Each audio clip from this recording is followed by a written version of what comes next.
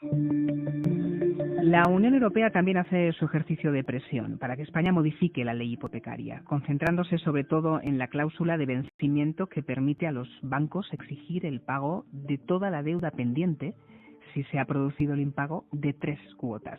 Antes era peor, era por una cuota, y que consideran contrarios al derecho comunitario. Estamos ya en la calle. Hola Bea Domínguez, hay experiencias que tienen que ser contadas como denuncia.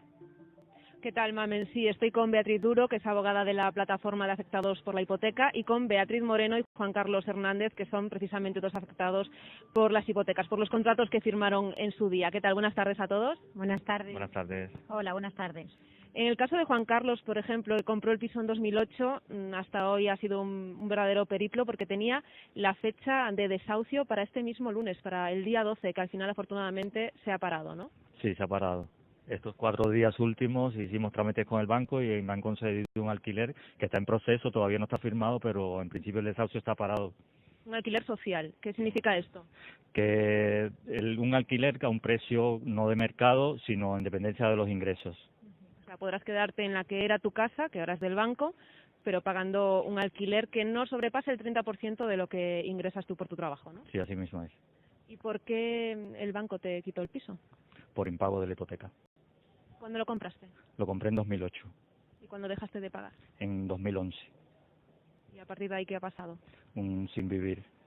Desde que dejo de pagar hasta que me llega la demanda judicial, no había nada. El banco me decía que fuera pagando poco a poco lo que pudiera y tal, pero al final ese dinero fue a fondo perdido, ese dinero lo perdí. Ese dinero no se vio nunca ni en el fondo de la hipoteca ni en nada. Me llega la demanda y entonces cuando conozco a La Paz.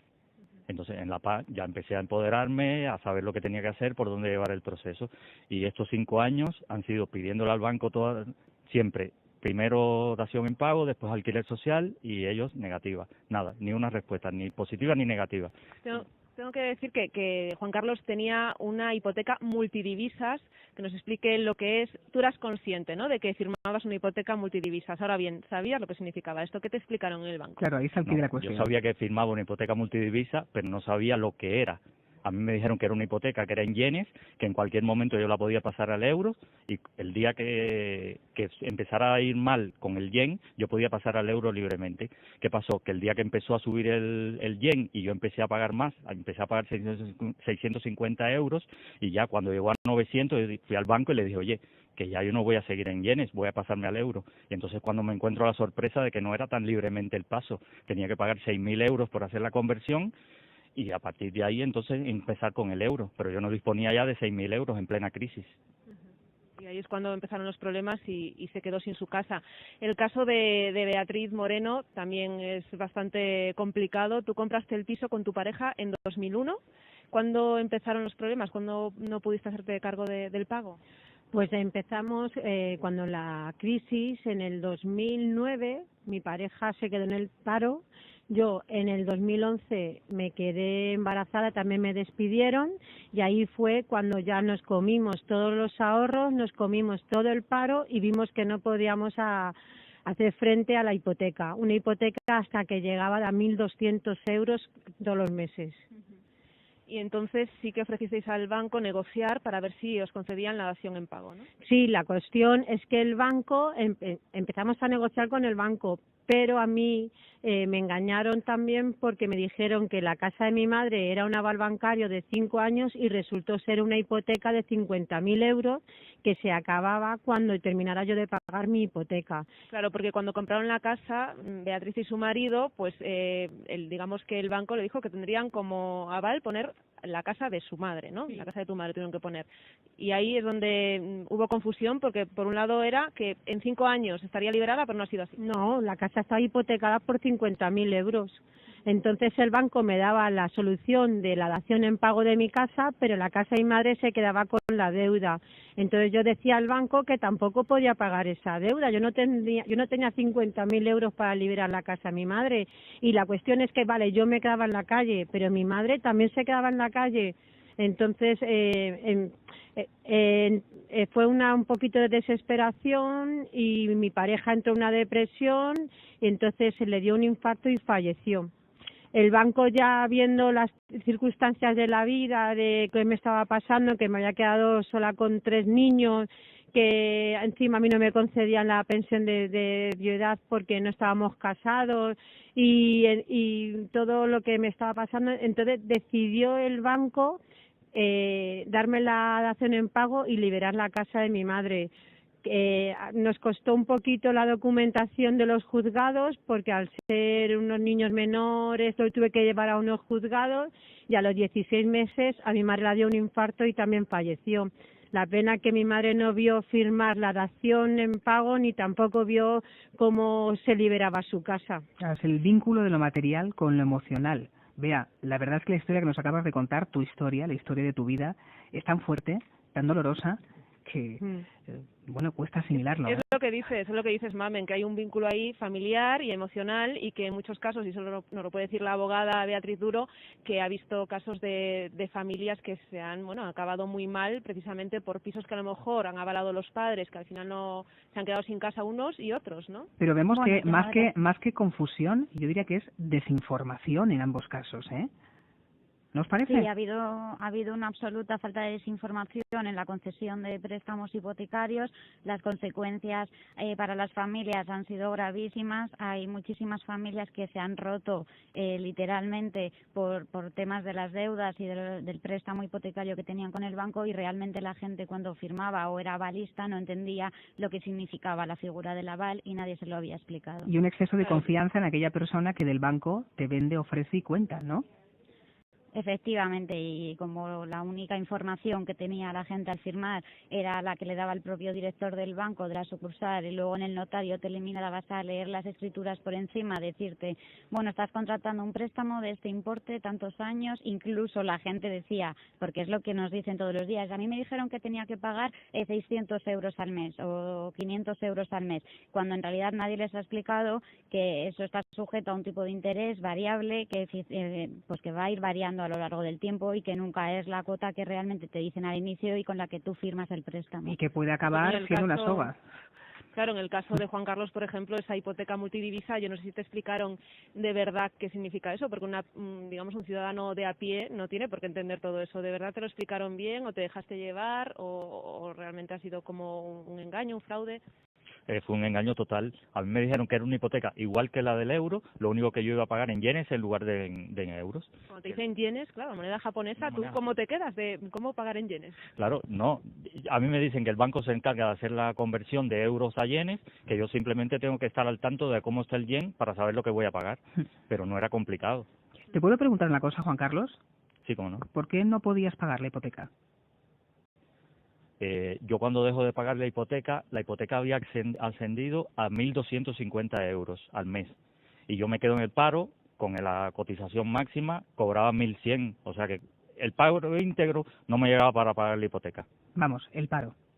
El paro, sí, el paro. Ya. Él se dedicaba a la construcción, se dedica de hecho ahora, pues en los años de la crisis, imagínate, ¿no? Duplicarse la cuota de la hipoteca estando en el paro, pues ese ha sido el problema. Hay un último eslabón en la vida de Bea que deberíamos contar, porque esa desconfianza de poderse poner de nuevo en las manos de un banco o de tener una vivienda, porque al fin y al cabo ese estrecho tenemos que atravesarlo todos, ¿te ha llevado a dónde, Bea? Ahora, ¿cómo estás? Pues yo estoy ahora mismo viviendo en Escalona, en Toledo, porque mi hija mayor cogió una depresión muy fuerte, decidí poner tierra por medio y nos fuimos a Vía Escalona. Con la liberación de la casa de mi madre la vendimos, y el dinerito que me quedó pues me compré una casita. Lo que pasa que tengo tanta fobia a las hipotecas que mis hermanos están conmigo en la hipoteca, porque me daba tanto miedo una hipoteca.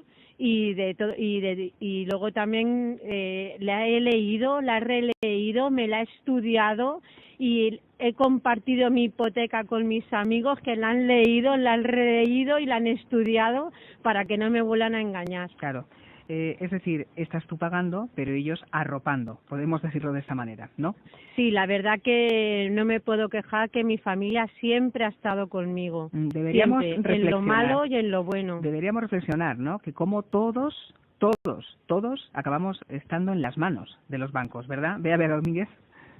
Sí, efectivamente, así estamos. Lo bueno es que hay una buena noticia en este caso, que Bea Moreno puede tener su casa allá, esa casa en Toledo, la está pagando cada mes, una hipoteca que se puede afrontar, exactamente, y Juan Carlos en su caso pues también no puede, digamos, ahora afrontar ese alquiler social y quedarse en la casa que había sido suya. Una Bea más, Sí, pero más que manos de los bancos yo diría garras.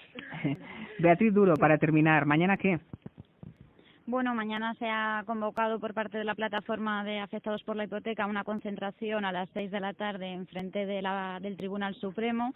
Yo creo que es importante ir y manifestarnos contra pues la vergüenza que ha ocurrido a lo largo de esta semana con la noticia del Supremo en relación con el impuesto de actos jurídicos documentados, pues la medida del gobierno de Pedro Sánchez también consistente en sacar un Real Decreto que se ha publicado hoy en el BOE y que entra en vigor a partir de mañana, que es totalmente insuficiente y que lo que hace es legislar una vez más a golpe de titulares de prensa, que consiste en que ahora el sujeto pasivo del impuesto van a ser las entidades financieras en lugar de los consumidores, cuando en realidad para proteger los derechos de los consumidores pues habría cosas muchísimo más prioritarias que hacer, como transponer la directiva de consumidores que lleva ya un par de años sin ser traspuesta por España y por lo que además Europa nos ha sancionado, o como quitar los juzgados especializados en cláusulas abusivas que suponen un verdadero colapso para la defensa de los consumidores precisamente. Gracias a los tres por ayudarnos a contar vuestra historia, que es la de muchas personas aquí en España. Gracias. Son las 7:34, las 6:34 en Canarias. Miren, nos llama Juan de Galicia. Ya saben que hemos arrancado el programa hablando del carnet de conducir y los mayores. Nos cuenta que su abuelo, con 86 años, tuvo un accidente muy grave por falta de reflejos. Se despistó en una rotonda y después del accidente dejó de coger el coche. Cree que hay que endurecer las pruebas. Radio Nacional de España. En Radio Nacional de España, vale. Por 3 razones. Por 3 razones. Con Mamen Asencio. Vale. Radio Nacional de España. Sí, es verdad, sí. Bueno, pues vamos a por la tercera. Esta entrevista va de esto, del silencio. Qué susto, ¿eh? El silencio es alarmante en radio. Provoca que el oyente se calle y diga, cuidado, que aquí ha pasado algo. Pero para la persona con la que vamos a hablar, el silencio es una estructura de vida.